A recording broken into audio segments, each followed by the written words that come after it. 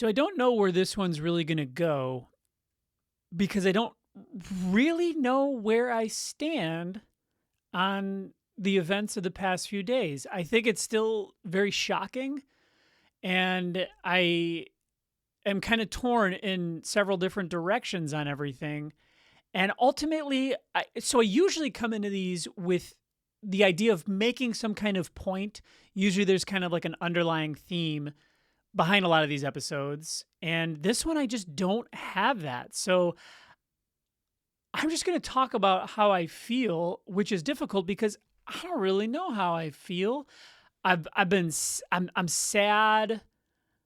I'm confused. I'm afraid a little bit of what's to come. And those are just kind of the main ones. Um, I will start by saying thoughts. My thoughts. I really have had a lot of thoughts about the whole thing, about the whole Charlie Kirk thing. What's funny is I never had any I never had any business talking anything political, and this to me really is, I guess, political. Um, yeah, and what's weird is I did an episode 2 weeks ago talking talking about Charlie Kirk, and I did it with a comedic spin. And then last week I did an episode on RFK Jr. with a comedic spin, and then I talked about Jordan Peterson with a comedic spin. I don't know that I have much of a comedic spin on this. I I did have a joke pop into my head, but I don't know if it's too soon. I don't know if it's too soon because I don't think there's a ton to laugh about. It's really weird. It's really really weird that this guy who I feel like we've all seen on our phone screens millions of times not only got shot and killed, dare I say assassinated. We don't know. I don't know if it's been proven yet that it was politically charged, although he was a very political outspoken figure. So maybe it was. Maybe it was just a kook with a rifle. I don't know. But to have just talked about him a couple episodes ago when I had no business talking anything politics, I just don't care. But it's super fucking sad, man, to not only have him gunned down, but of course at a rally where everyone's got their phone on him.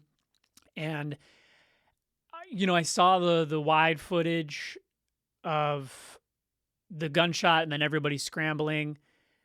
And then I made the mistake of going deep down a Reddit thread and, unfortunately watched the close up. And I guess that might be my central theme, that it was so horrific that it's like I couldn't look away. And it trudged up feelings and thoughts in me that very few things can. And maybe that's the central theme. Maybe the central theme is, I think at this point, a lot of us know that this country, maybe globally, I don't know how shit works in Belize, but I know that especially in this country, we're kind of trapped in this box. And Denzel Washington once had the quote where he was like, "If you don't watch the news, you're uninformed. If you do watch the news, you are misinformed." And when they were founding this country, the founding fathers came up with that freedom of speech thing. It's ultimately I mean, it's a tough one. It's like, do you want to have all the free speech or do you want to have none of it?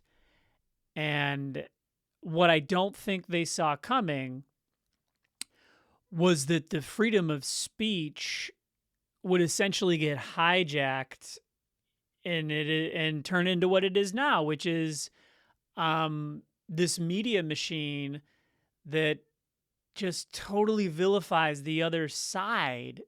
And it's like, pick a side. And then magnified again by how easy anyone can get a platform on social media. And then it's just these two vortexes that, if you dip your toe into, you're going to probably get sucked up by a vortex. And then a lot of us are stuck. And then it goes back to that feeling that I had when I watched that close-up video. It's like, I know this is not good for me, but the shock and the awe and the emotion that it trudges up, it's intoxicating. And so it's similar to that with the polarization of these two sides. And it's a cycle. It's a cycle that feeds on itself and feeds on itself and feeds on itself. Because you start where you just, if you're like me, you hated the news. You didn't care. I didn't care. And then I think somewhere around 2020, I started just like watching the news to see what the trends were doing. Mask, no mask? Okay. Cool. What are the numbers? When are these numbers gonna go down? Like, that was my big thing. That's the only reason I fucking watched the news in 2020 is it's like more cases, more cases, more cases. And I'm just like, when can we feel like there's going to be a finish line to this thing and that number goes down a tick? And then I found myself I just had the news on in the background. And then I got swept up in a podcast world and not even realizing what was happening. And that was like, that the other side was being vilified. And it's so strange to where this guy can get assassinated and you have, millions of people looking at it in just such a binary way. Like, one side is, I don't know, man. The celebration, I think that is, I think that's my metric. I was watching a little bit and listening to commentary on other people, and there's that Dave Smith guy who his litmus test for if he wants to like spend time with you and he likes you as a person is like, are you nice to the waiter or waitress? And to me, that was just nail on the head accuracy. Are you nice to the waiter and waitress? That means so much more to me than who you voted for or what news station you watch. But yeah, with the polarization of everything, it's like you get swirled in on like one of two sides, and it's either like this man was a hero, this man did nothing but condone free speech, and he said once we stop talking, that's when violence happens. And this man who's just a good Christian guy, and to be fair, like anyone that I saw that ever like met him said, hey, good dude. Got kind of ripped on by South Park, loved it. To me, that's a pretty cool quality, to laugh at getting made fun of. And yeah, all these American hero, that's what one side thinks. And then the other side thinks, he was dangerous. He was disgusting. And the irony about free speech is you are totally within your right to think he was dangerous and disgusting and disagree with him on all accounts. But I think the vortex of the news calling him like a Nazi and stuff, and social media, just the echo chambers, the celebration is where that's where I had to make the decision to unplug from social media. I got, again, with the vortex, maybe vortex is a theme. In order to, I guess, get more eyeballs on this account, I once, maybe a year ago, 9 months ago, I created a TikTok account for it, and I was really, really good about the post and ghost and just posting clips. Hey, maybe it'll get, an extra couple hundred people to hey, be like, hey, that seems funny. That sounds fun. I'll check that out, and then come over to YouTube. And then slowly but surely, I found myself scrolling, and then I also got Reddit, and then Reddit and TikTok is where I started to see a lot of people celebrating it, um and I had to go, so I shut down both because it kind of for me comes down to like protecting my own mental health and protecting my own sobriety, and a big part of this sobriety journey for me is, you know, many people are equipped to hold resentment and not let it affect them all that much. Although I question that, but I know what I've learned is that resentment is the number one offender for a recovering alcoholic like myself. I know that it's like the glass, that old video where the professor is holding up a glass of water to his class, and he's asking how heavy is this glass of water, and you get people probably 16 fluid ounces. Nah, that looks more like 12 fluid ounces. I don't know. It's probably like a couple pounds, and then someone's like maybe 5 pounds, and he's like, well, the relative weight of this glass is irrelevant. If I sit here and I hold it for a minute, it's not that heavy. But if I hold it for an hour, my arm begins to shake a little bit under the tension of my muscles having to hold it up. If I hold it for 6 hours, then, my whole shoulder and my forearm begins to just burn with searing pain. If I hold it for a day, then and he goes on and on. And he's basically like, this glass of water is like anger and resentment where, somebody says something I don't like, I can be pissed off. Being pissed off is a regular human emotion. But if I hold it and I watch more of the celebration videos and I really bury myself in there, then it's like that sticky liquid that Neo puts his hand in, and it becomes like all consuming, where everything I view and filter has to filter through a thick old layer of resentment. And I don't want that. And so it kind of comes back to the serenity prayer, accept the things I cannot change, or the courage to change the things I can, and the wisdom to know the difference. Do I have the ability to accept this tragedy? Do I have the ability to accept watching people celebrate it? That's not anything I can accept. Can I change them? No, I don't think my words are going to change anybody's mind, and that's not what I do. Whew, that is not what I do. Do I have the ability to change the landscape of what is happening? I don't have the desire nor the energy to do that, but I do have the ability to change and protect my own personal space.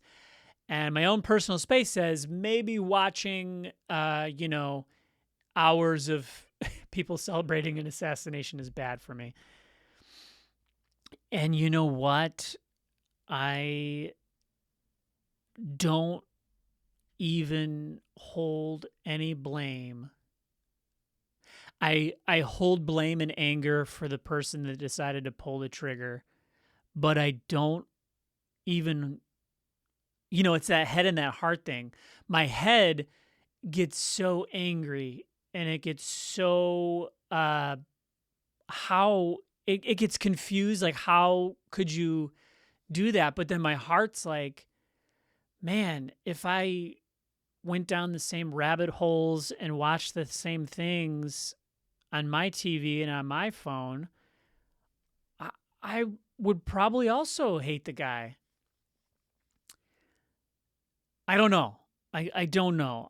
It's yeah, it's like the news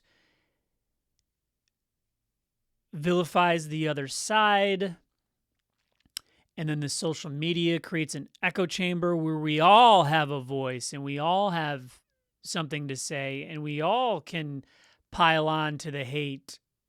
And then before you know it, there's a few that poke through either end that say, well, the only thing good that we can do about it is silence them. And man, and that's wild. So yeah, freedom of speech, I'm pro, but it's hard to put a blanket of freedom of speech over this. So it leaves me in a place of just shock and awe, and I'm still reeling from it. This one feels big.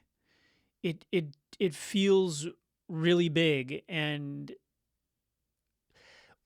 the amount of celebration, there is an equal amount of uprising on the other side. That this is kind of the last straw, it seems, for that side, and tolerance and patience and conversation, dialogue seem to be like going out the window. And there's all these like rally cries that like violence is the only thing left. And you know what I think? Well, I guess I'm talking about what I think. But a few thoughts before I go down that road.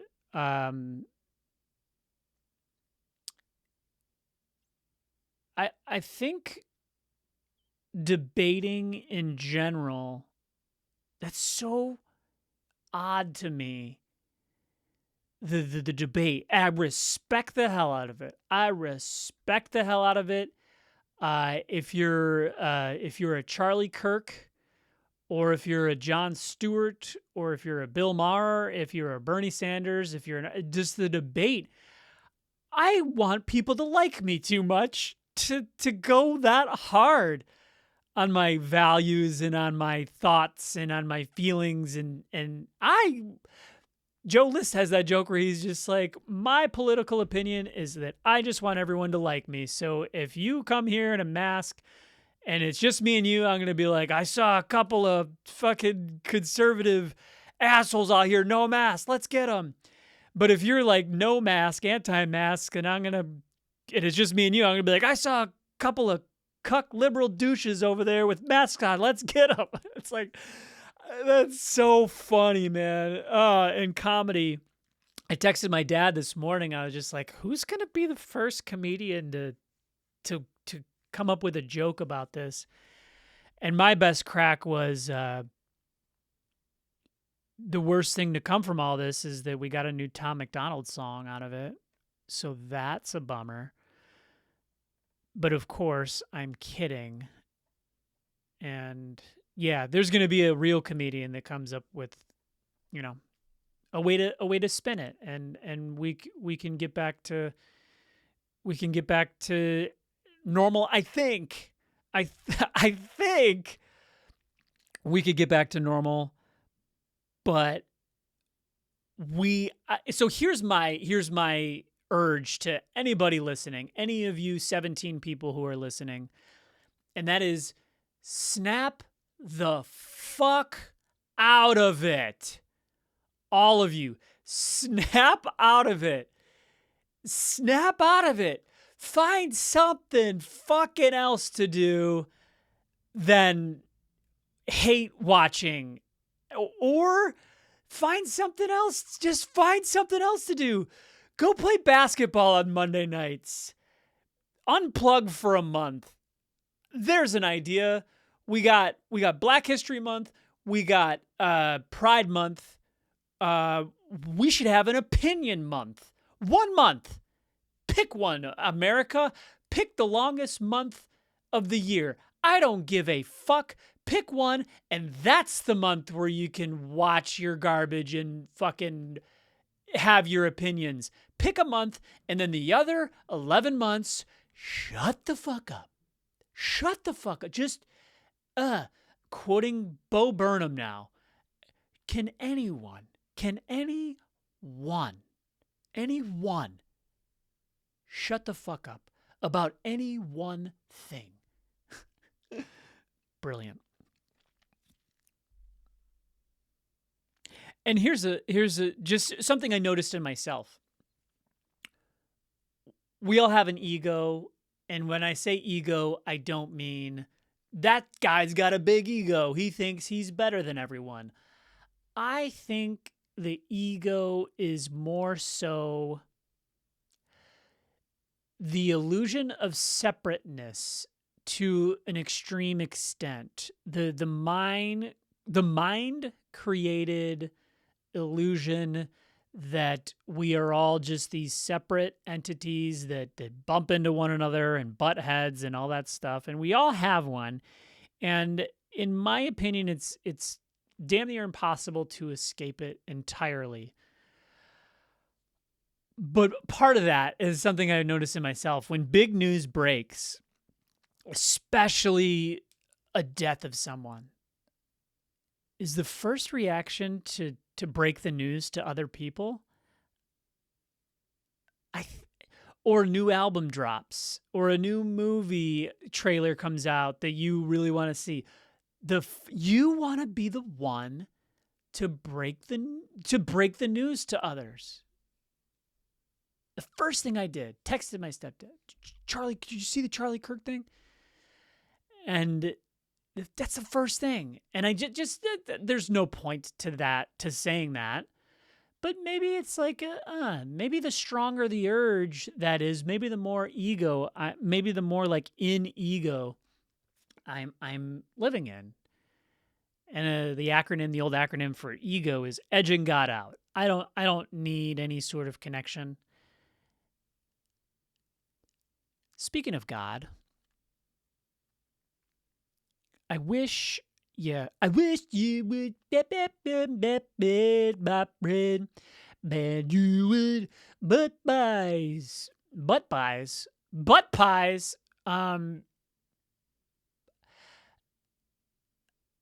Maybe a little bit of diminishing of egos is all that we need.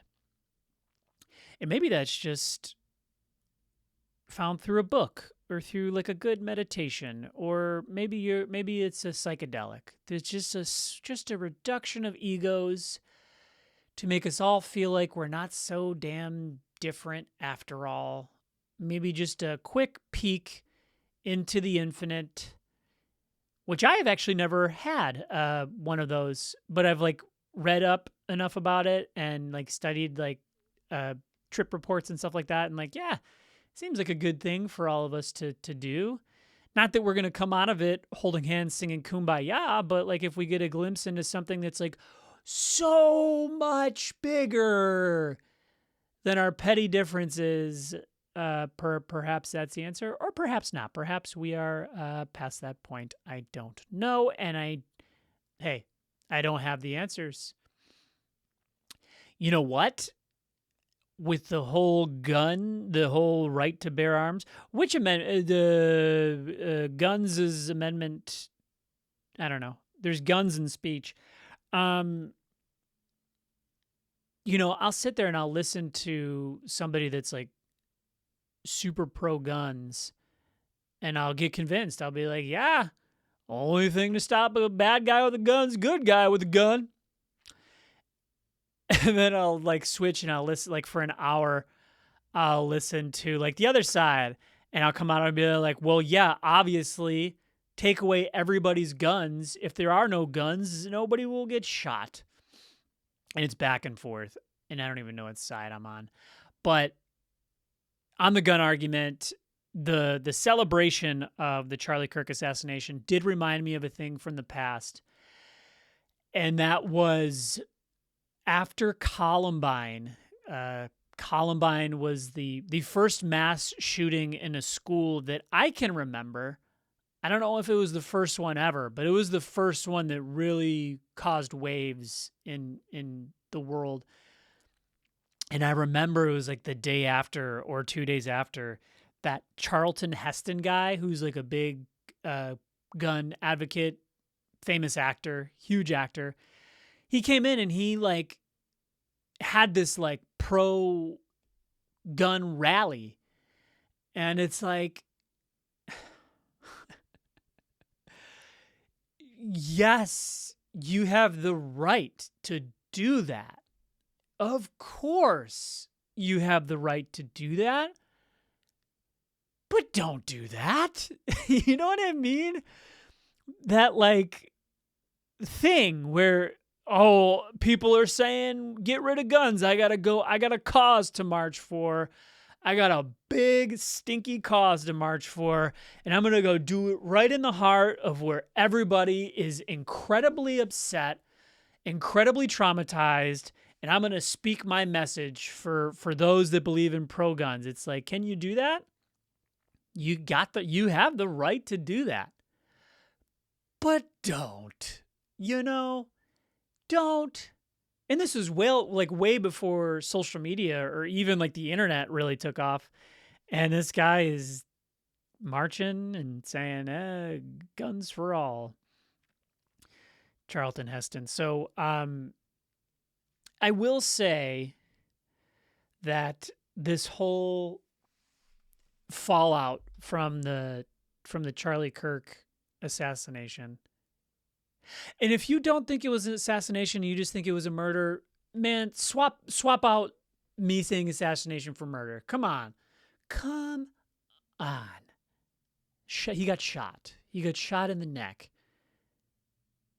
by a sniper rifle of like 200 yards away. And they got the person apparently, and I just know I've been here enough times to know that here come the conspiracies, and I'm not going to go down that road because I know nothing. But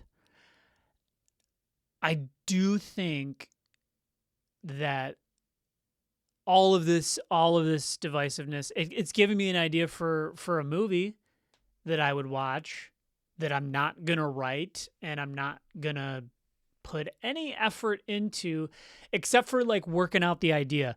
My buddy Matt and we do voice memos on Snapchat all the time, and we workshop ideas. And it's so funny. It's like, what if there was this?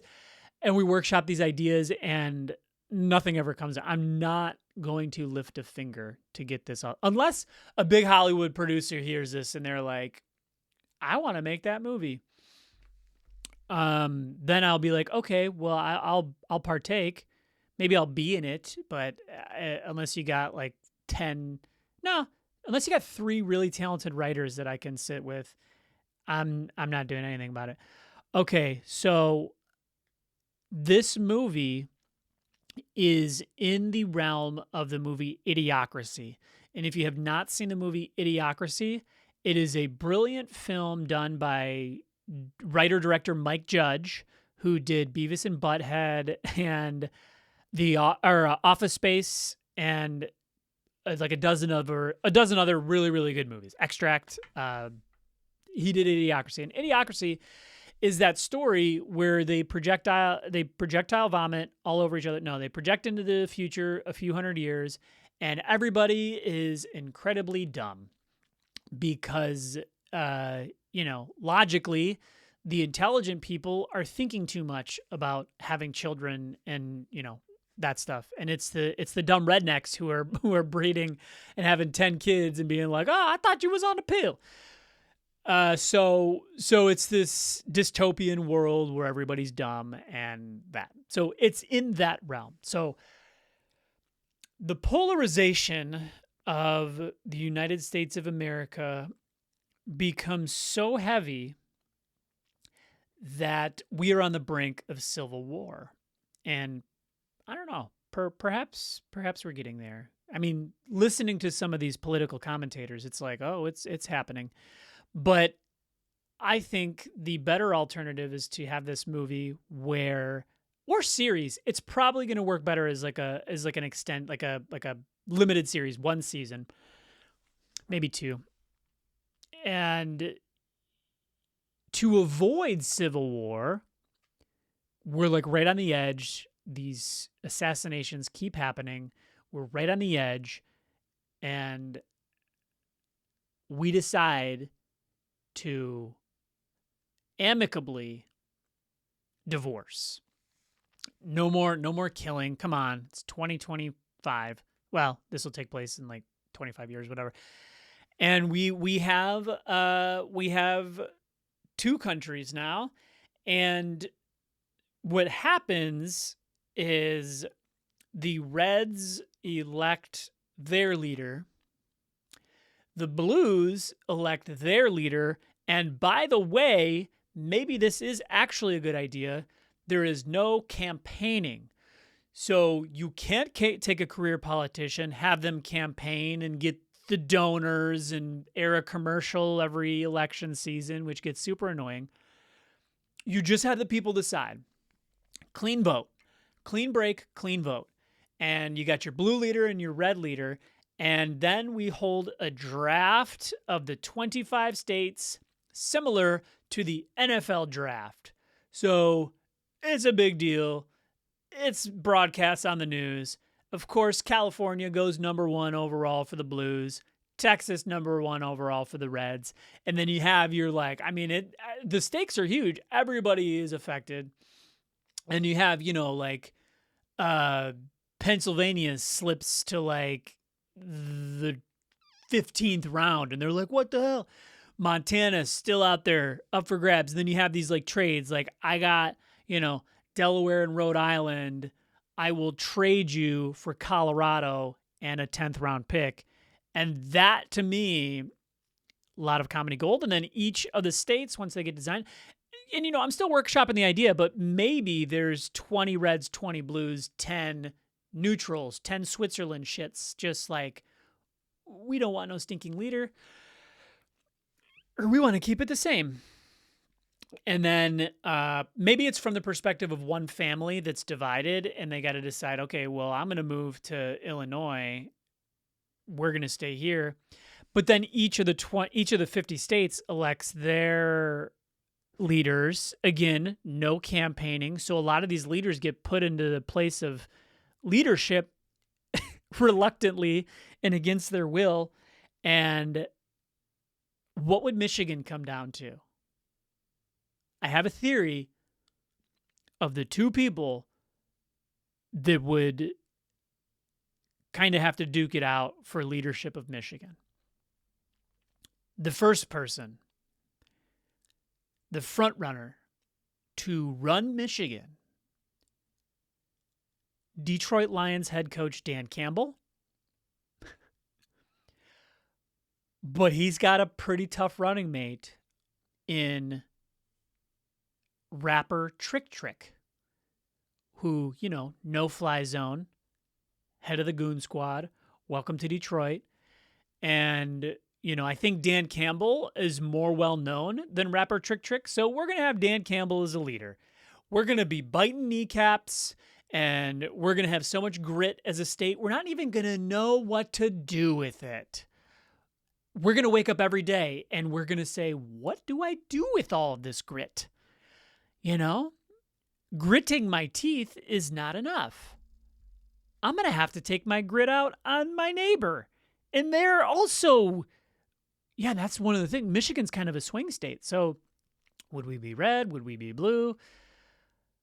Oh, maybe the other 10 states are Amish and just everybody, maybe that's the ultimate climax of the movie. Like Reds, when it's only red, they're like, oh, we have no infrastructure for schools. We've spent all our money on tanks. And we're like, oh, we're screwed. We got to sell our tanks to get our kids into school. And in the school, everybody's armed.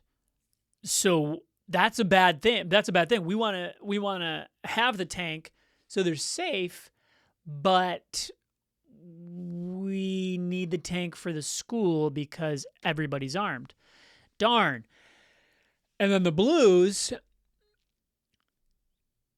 there's no cops and everybody is just obsessed with tech. Maybe that's where that goes. Everybody's just an AI, and bleep lore bleep.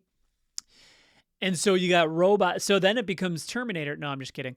And then basically, the traditional way is that both ways go, and then things start to nosedive, and then they have to come together and be like, hey, and let's think of who the red leader and the blue leader would be.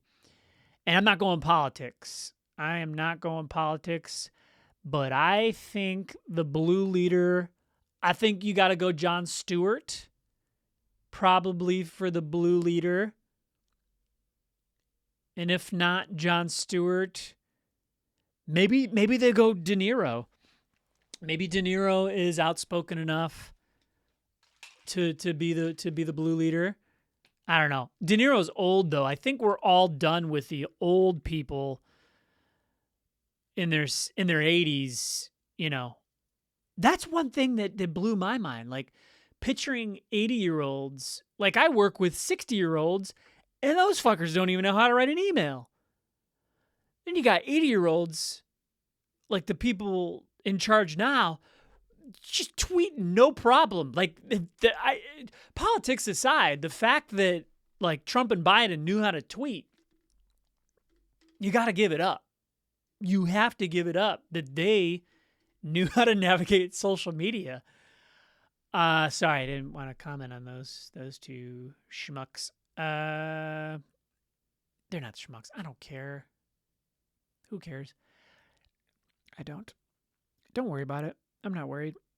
Don't worry.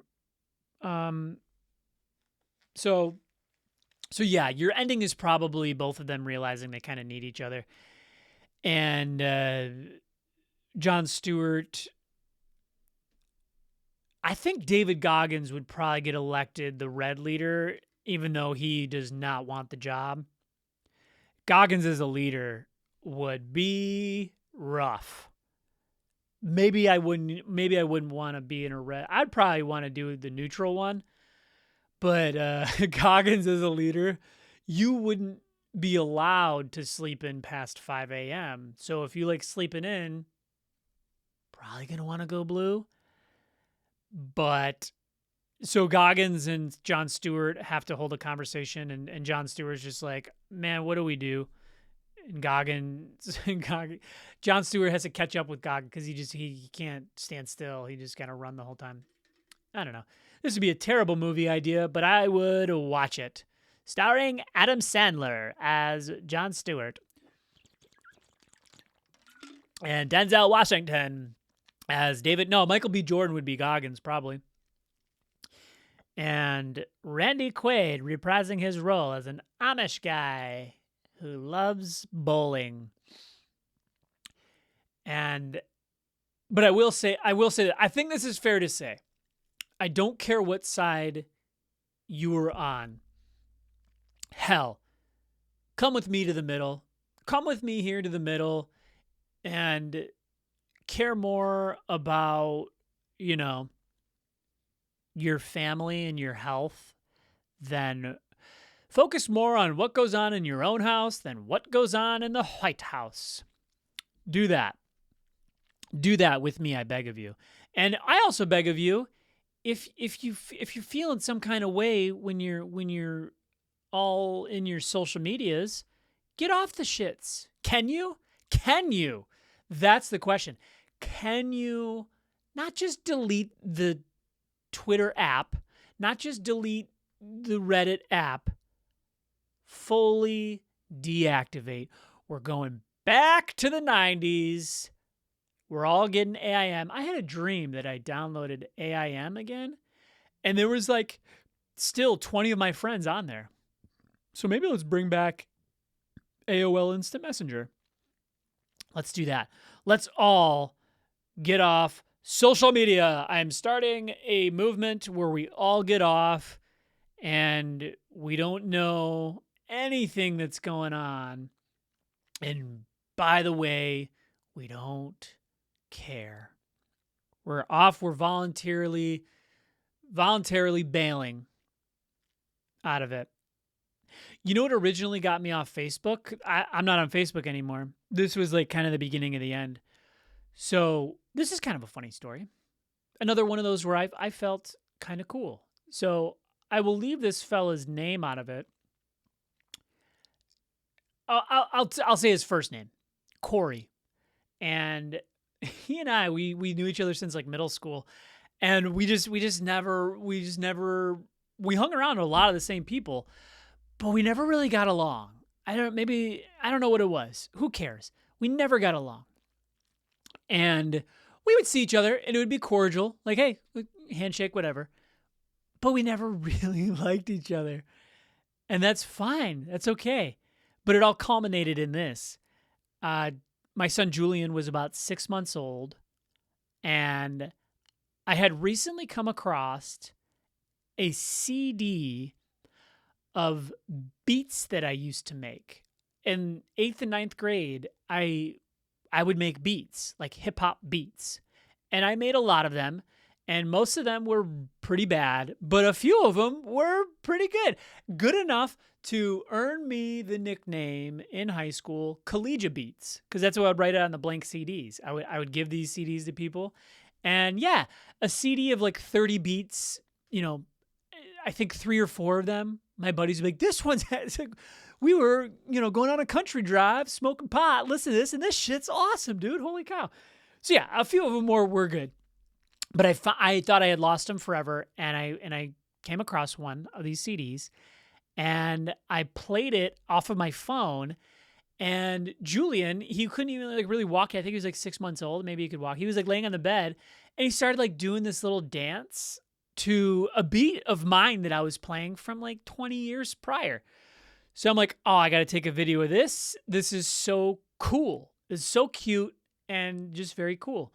So I took the video and I posted it on Facebook, and I was just like, look, there's this beat that I made in 8th grade. My kid's doing a little dance to it on the bed. It's so cool. So I left it, and then I come back a couple hours later, and this fella, oh, I forgot to mention, he's also a rapper. He's a rapper, and some people like his raps.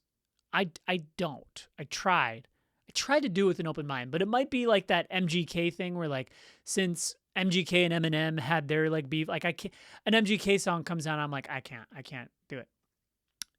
So it's probably filtered through that. Maybe he's good. He's not. He's really bad. So he commented on this post of my son dancing to one of my old beats, and he said, bro,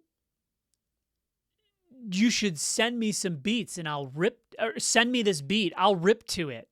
And I don't know if he meant like rip it up, like I'm going to rip it up with my raps, or if it was a typo and he meant I'll rap to it. And I said, God damn it. What's the move here? Because I don't like your raps. I don't want you to do your rap over my beat. B, thanks for making my post about my son about you and your raps. That's B. That should be A. A is thanks for commenting on my post with my son and my beats and making it about you and your raps. B, I don't like your raps. And C, that sounds awful. So all 3 things going around my head, I'm like, don't comment on it, don't comment on it, don't comment on it. And I didn't comment on it right away, but I did ultimately reply to that comment. And, again, to recap, my post was my son dancing to a beat that I made that I thought was really cool. in this comment saying, "Hey, send me a beat, send me this beat, I'll rip to it." And so I commented, "Thanks, I would rather not ruin it though. I'd rather not ruin my beat by putting your raps over it. I don't want to ruin it." And then I shortly there, and then I was like, was that kind, necessary, and true? That's a litmus test that a lot of people ask themselves. Like, before I speak, is it kind? Before I speak, is it necessary? And before I speak, is it true? Well, that's all well and good, and that's a very good litmus test for speaking. But damn it, I have this secret option number 4 that always trumps the first 3, and that's, is it funny? And to me, it was very funny. And to pretty much everybody I've told this story to, it is also funny. So I'm going to go ahead and chalk that up to being funny. And I hope he still thinks about it.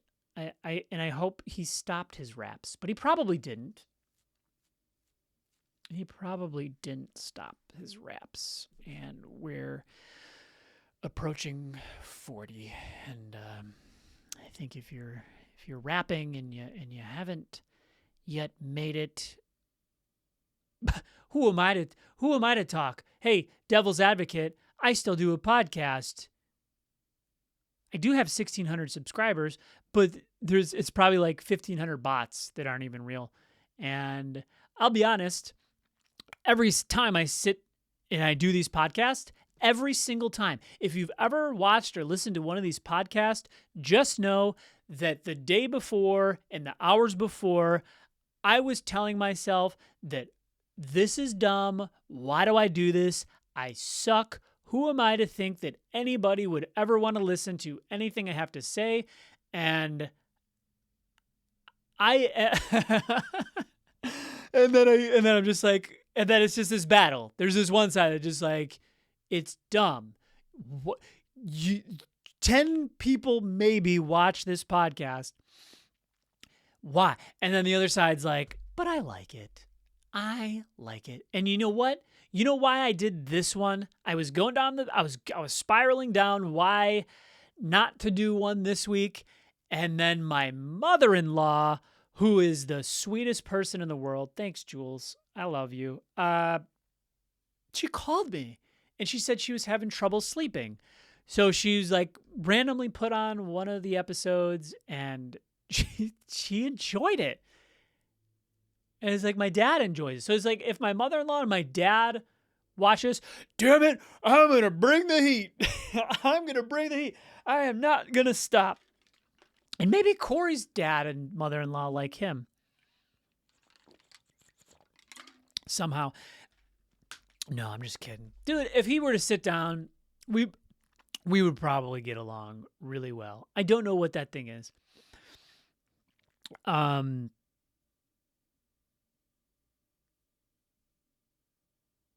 It feels weird. It feels weird. The vortex, man, and I hate to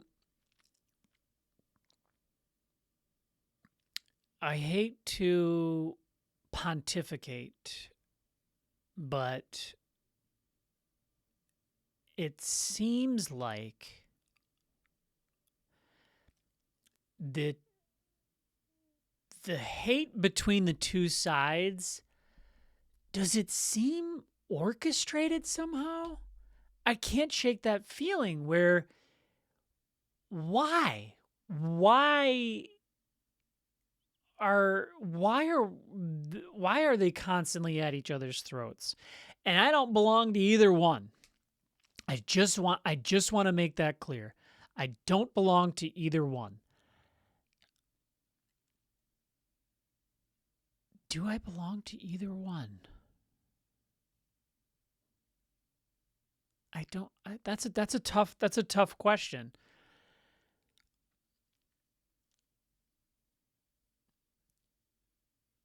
My heart doesn't. I know that. I know my heart is uh my heart is compassionate to both sides. My heart is like goes out to the QAnon folk as much as the like Antifa folk, and I think everybody is just buying in, man. It just seems like everyone's buying into the hate and just, you know, buying in and yeah, and like orchestrated, manufactured.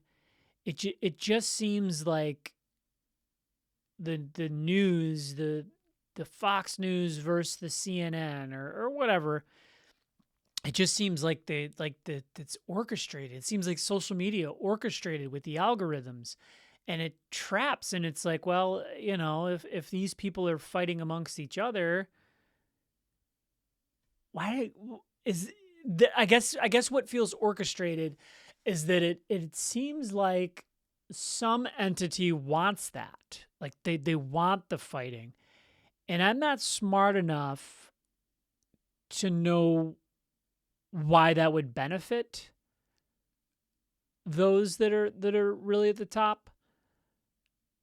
Is it people at the top? That I don't even know.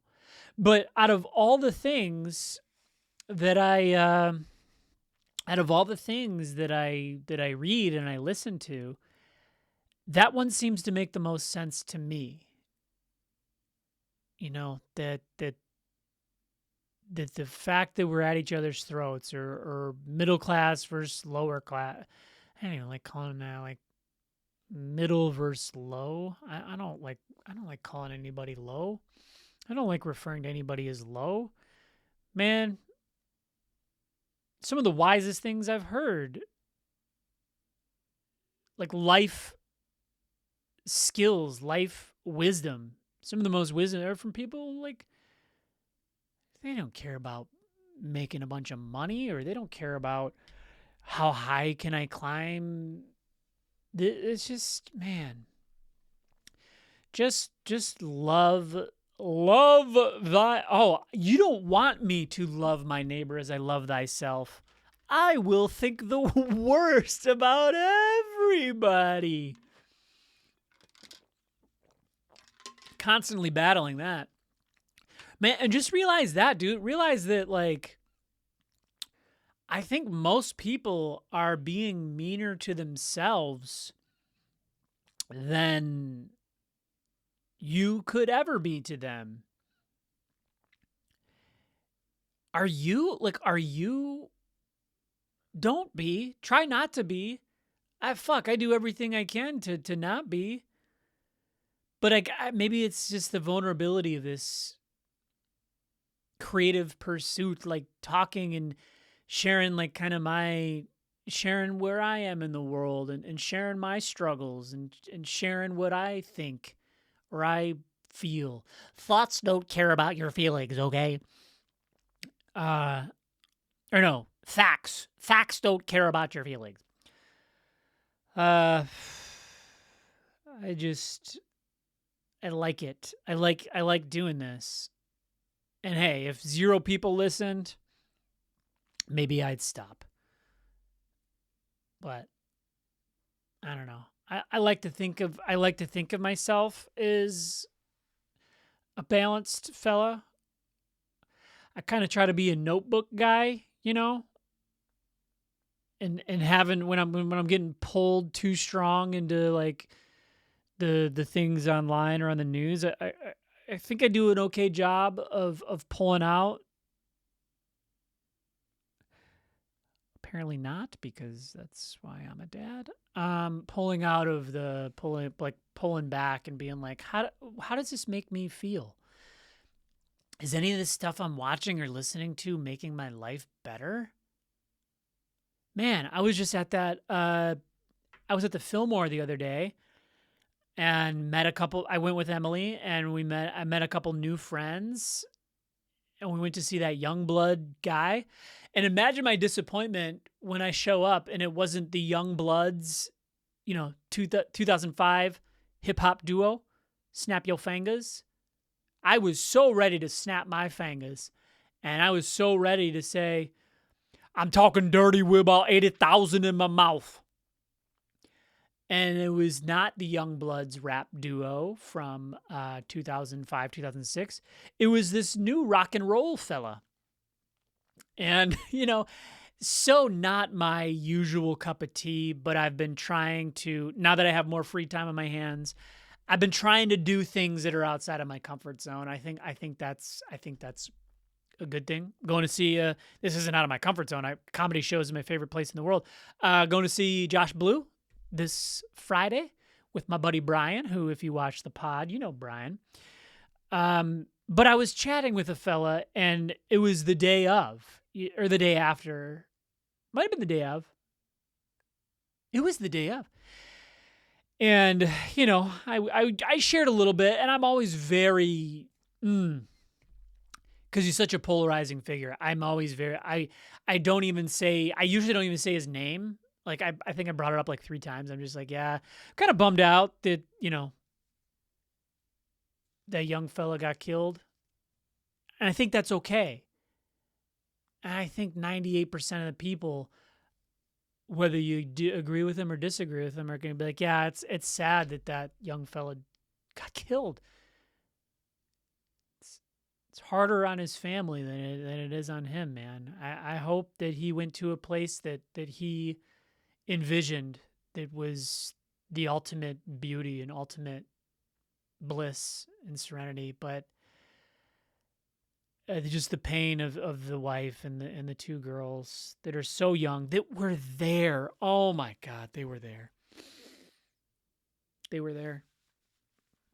They heard it. And I hope they don't. I hope they come out okay, man. You don't wish that upon anybody. I'll say 98% of us don't wish that on anybody. And I guess the tricky part is that, like, didn't we all relish when Osama bin Laden got taken out? Would we rejoice if Vladimir Putin got taken out? Would we rejoice if Kim Jong-un, who has the same haircut as me, got taken out? Would we rejoice if Xi Jinping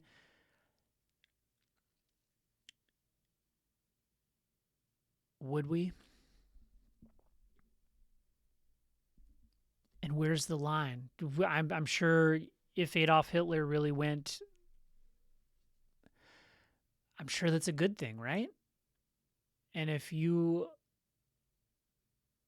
have watched enough and listened to enough and talked enough about how evil Charlie Kirk was, then you would rejoice. But I wish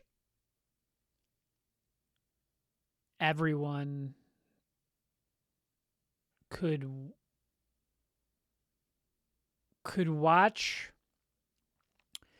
a Charlie Kirk video and love him for his deep faith in God and the Bible and Christianity and Jesus and all that stuff, and have love for them and keep a good thought for him the same way you can watch Ricky Gervais, who is essentially the polar opposite, who said, there's no afterlife. God is bullshit. And be like, I hold the same amount of fucking love for that guy. It's okay. It's okay. And if you're really, really, really struggling, I wouldn't say I'm really, really, really struggling. I would say, like, I'm sad. And I have some confusion and anger and fear of what this means for the future. But if you are really, really, really, really struggling, I have a recommendation that works for me pretty much every time. And that's a song by Bob Marley called 3 Little Birds where he says, every little thing's going to be all right.